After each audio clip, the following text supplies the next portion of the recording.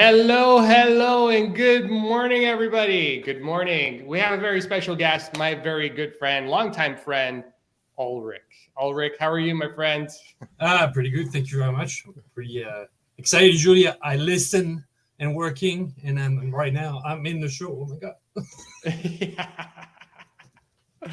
Yeah, I know it's the one thing the one thing I respect and admire is just how people show up, right? Like the one thing that's very big for me is really around people just, people watching, number one, and like, and I respect and I have gratitude for all the people that show up and watch this every week. But the other thing is, folks like you who, like, you've been following, you've been commenting. I think that part is just amazing. So, yeah, and I'm so happy you're here, man. It's been a long time. I think the last time we met was in 2019. Ulrich is a longtime friend. I think we met. I don't even It's know gonna when. be 20 years next year. 20? No, Yeah. shut up. Really? Yeah. Sorry, Yes. did I really say that on the air? I did. I'm like, man, 20 years. It's been 20 years? Yeah. Man, a lot's 20 changed in 20 years. I had a lot more hair 20 years ago. You seem to have the same, so I don't know It's what's be- going you know, on. it's- Like, am I I have missing more hair something? in the front. If I turn, it's no hair. Good thing the whole bald look came in. I'm so happy Yeah. because that is like the look, right? So It's as you can tell, we're gonna have fun this morning. We only got 20 minutes, so Yes. but yeah, no, I can't believe it's been 20 years, man. Like, Yeah. where does the time go? And like, you've had like many kids, your 3 kids since then, right? Not many, but 3, right? So I'll give a little bit of people, and then we'll go into your story because I really want to get into your yes story. But the one thing I admire, there's a couple of things I admire about Ulrich. Like, this guy came originally from France, right? Originally from France, moved here to Canada, and created a life for himself where he got into IT. But his background, and which this is why I like going over to his house to eat. His background is French cuisine, right? Like gourmet French cuisine. So, I remember when we used to go to your house for dinner, it's like, man, what's Ulrich cooking up now, right? Like the creme brulees, man. I remember the creme brulees, just magnifique, right? Like that's the extent of my French. But, it was, like, how does, there's so many things that we can like just even go in there and look at, right? Like, how do you make all those pivots to where you are today, right? Because now you are in New Brunswick, in Moncton, living a very different life than what you were, just 20 years ago, right? Yeah. Mm-hmm. So, all right. So first off, I want to say good morning, Gunjan. I know you're on your morning drive, so thank you for tuning in and listening in. Big super fan as well. I'm going to call him the super fan. The Raptors can have a super fan. The Yes Show can have a super fan. So Gunjan's that super fan. So thank you. But let's get into your story, right? So what would you say was the one thing that you said yes to that really made a big difference in your life? Well, there's many things. I thought about it this week when you contacted me, and I thought that I always thought that I don't have the great stories that other people have, and then I started thinking about it, and really, I think all my life I've been a bit of a yes story between from leaving France to come to Canada, and just said say yes to I'm gonna create a new life and just do something new and take a risk and build myself from the ground up. So that's probably one of the beginning of the yes. And I was 16 at the time, so really, I don't have an academic things. I left school. I was 18. I was in art and literature and doing history of art and stuff like this. And I said, I'm not gonna get a job with that. So I went into cooking. And everybody said, you're crazy. And I said, no, I'm gonna build something myself and I can export myself. So really, I think that was the start of the unconscious yes thing. I think that's what it is. But going more recently, like you said, the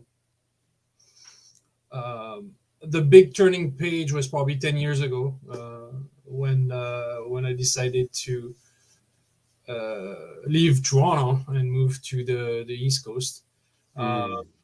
I mean, don't get me wrong. I love Toronto. My friends are in Toronto. Apparently, yes. But it was, I think at the time in 2008, I mean, I was part of the unlucky one that the economy didn't, help much. And Yeah. the industry I was working in, it was really depending, like a digital marketing, all this. And that was pretty bad. And for a guy that was doing interactive digital marketing, so it didn't work that much. So we had to find a plan. So the idea was like, well, let's change everything. Let's scale down, and but not scale down in a way that is gonna be negative for the young kids that we had at the time, but something positive. And I think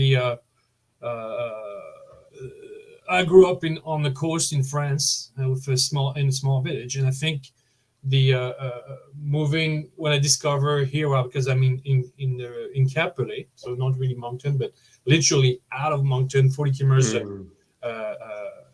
east of Moncton, so like 30 minutes from PI and 30 minutes from Moncton, and a tiny fishing village is called tiny. It's getting bigger now, called Cap-Pelé, and it was a change of life, and with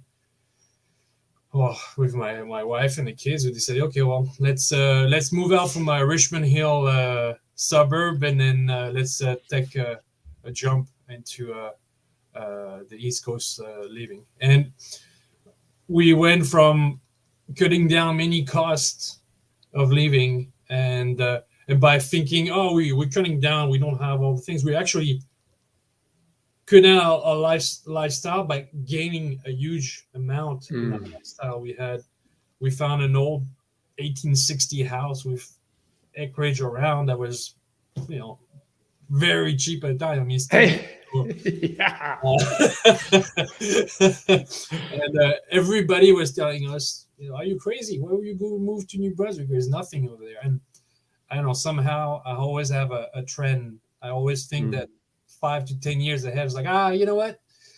There's something special about this place.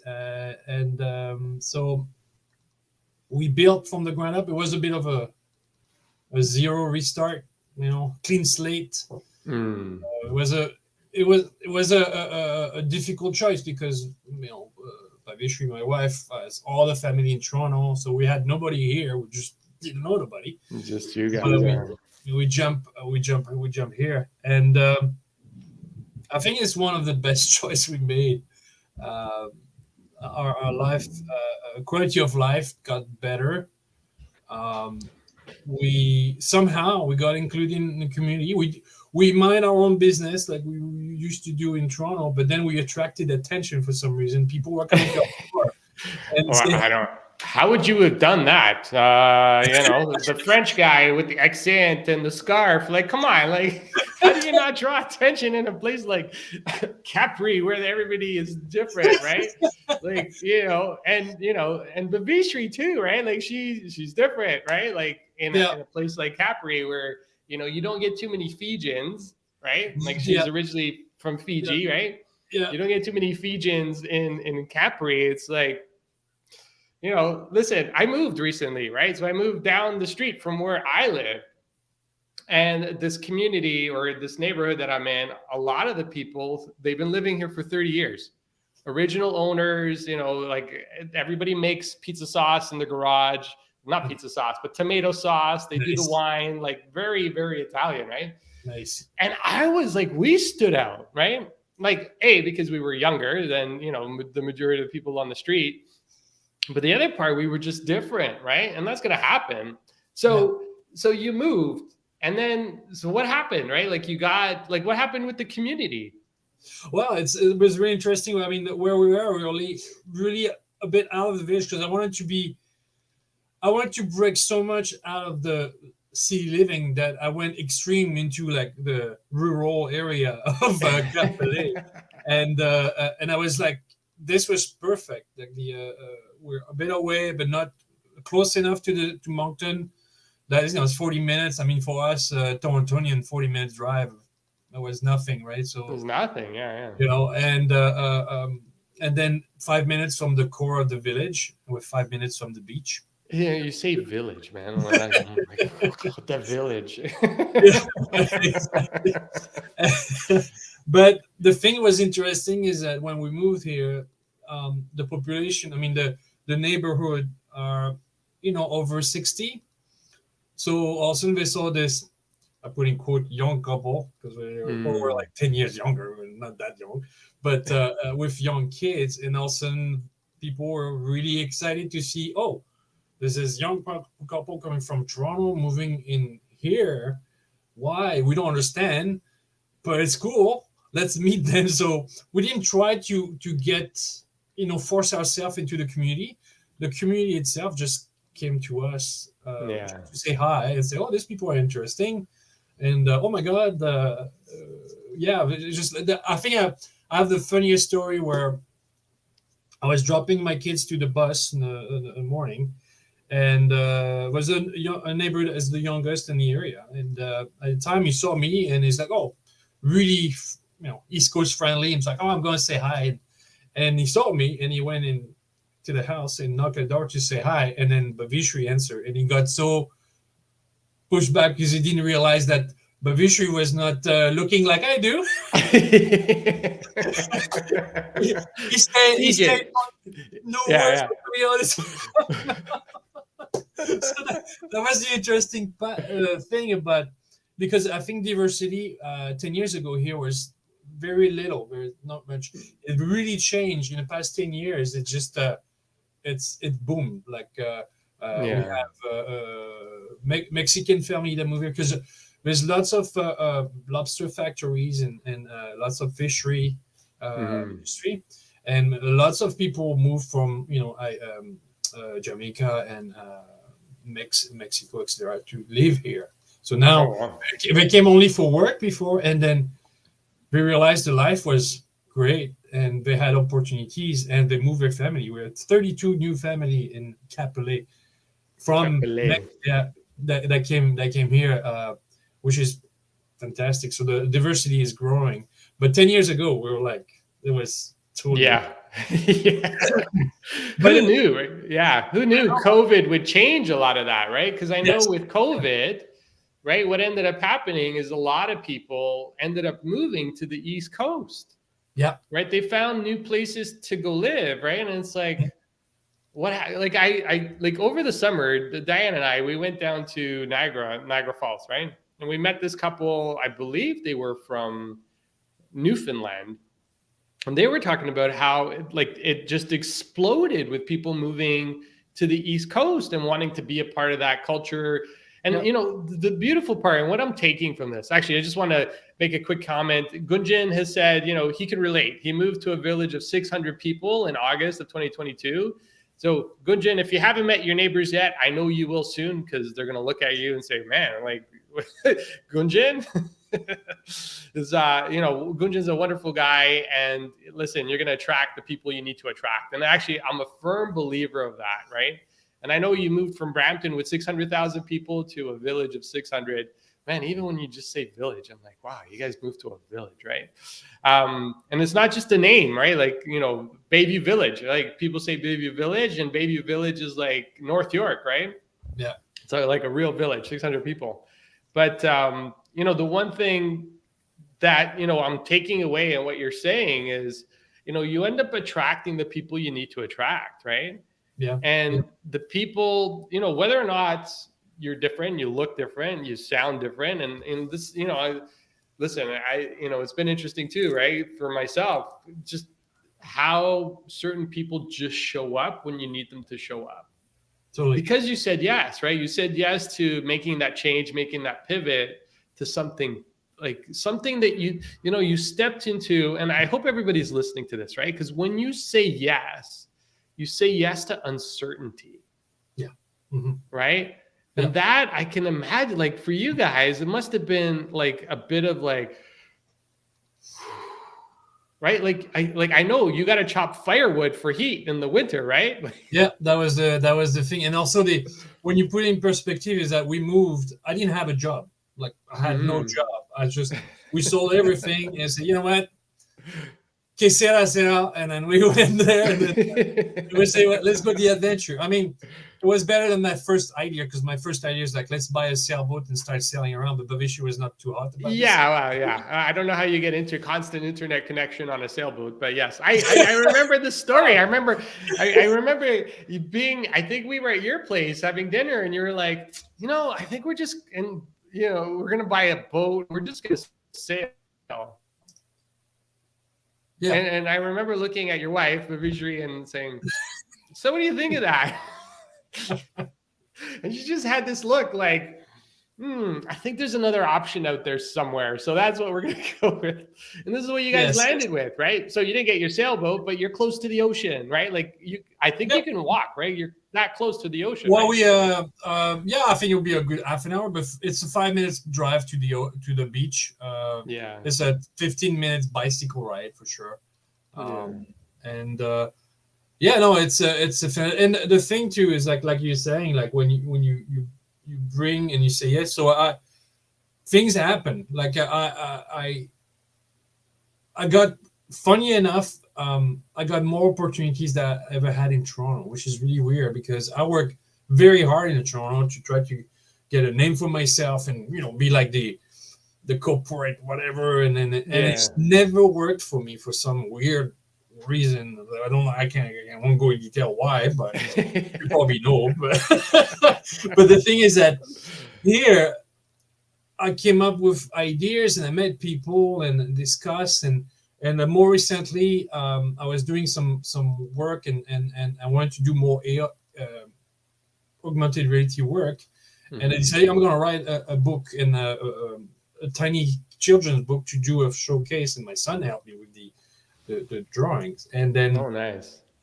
And then what I've done is that I self-published it, and then I went that's how I was for my little studio and say, you know what, I'm going to sign up for the Chamber of Commerce here in Capoli, because it will help for business. So I went and met with the president and showed, this is what I do some development and blah blah blah, and I showed the stuff, and I did lots of things for some project for autism as well. So the book itself was helping for autistic children. So it was kind of work, and it was bilingual, of course, because we're in bilingual area.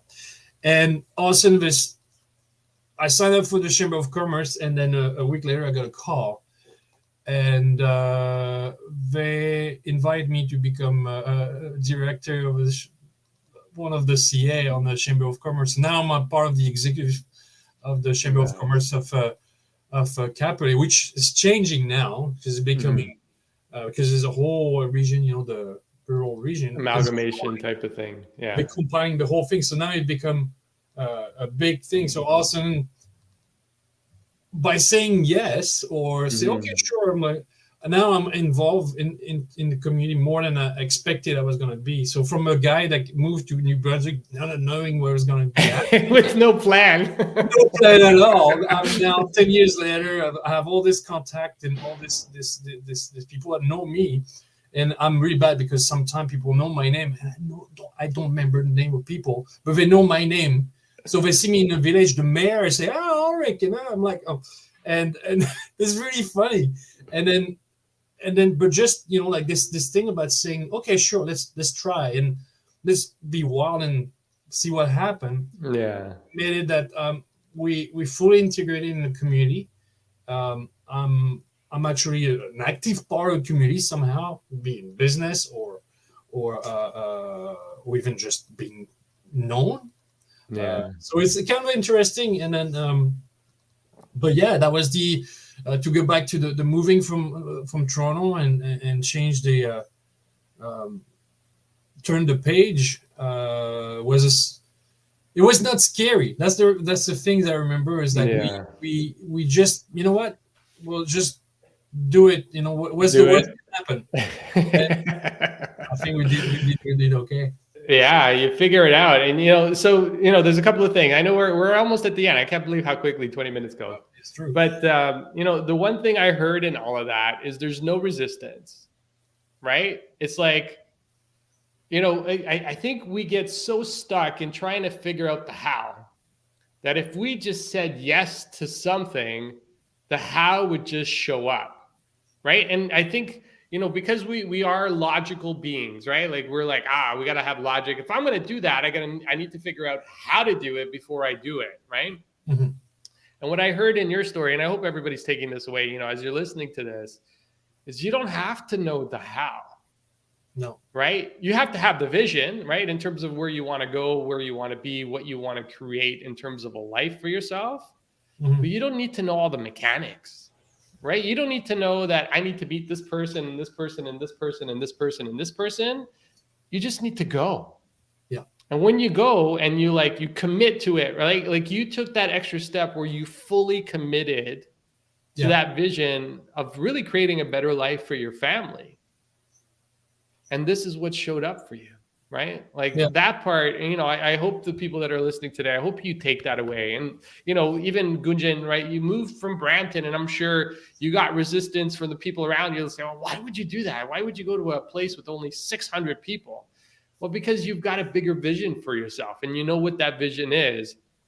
And I love when people hold on to the vision for themselves and don't let the environment around them affect it. Which is what I heard. And, throughout all your story, this is what showed up for me. I'm like, man, uncertainty, vision, saying yes, you're stepping into the unknown. It's like, and here you are 10 years later telling, everybody who's watching us your story, right? The things too is that, the thing to retain as well is that I don't want to sound like everything is easy in thinking. Mm-hmm. You have this element of fear, but I think the because everybody's like, oh my God, I can't do it because it's too scary. And yes, it is scary and it's hard because life is hard.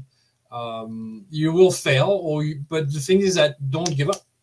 Yeah, you fall flat, get up again. And say this is it's the part of the thing. It's the experience at the end. Yeah. Yes. No, I love that. I love that. So that's what I'm going to leave with everybody today, right? So think about the one area that really scares you. What's the one area that you want to take that step and say yes to?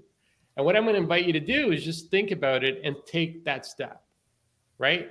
Don't worry about the how, right? We just we just heard a whole story on somebody who didn't know any of the how, and the how just showed up, right?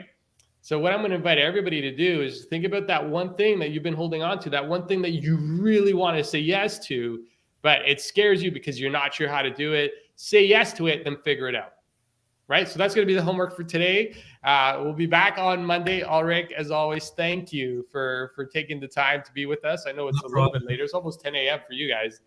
But yeah, no, it's a good part too. It's like I don't have to get up too early. But I just wanted to say thank you for your time today. And, thank you for all of you that have been listening and just, watching and supporting. We are excited. One other thing I just wanted to drop in. Heather and I, we did the mastermind last week. We have a copy and a link to the replay in the comments below. So if you want to check that out, I'm going to invite you to go check that out as well. All right, everybody, wishing you an amazing Friday. Ulrich, have an amazing Friday, my friend. Talk to you soon. Very much. Take care.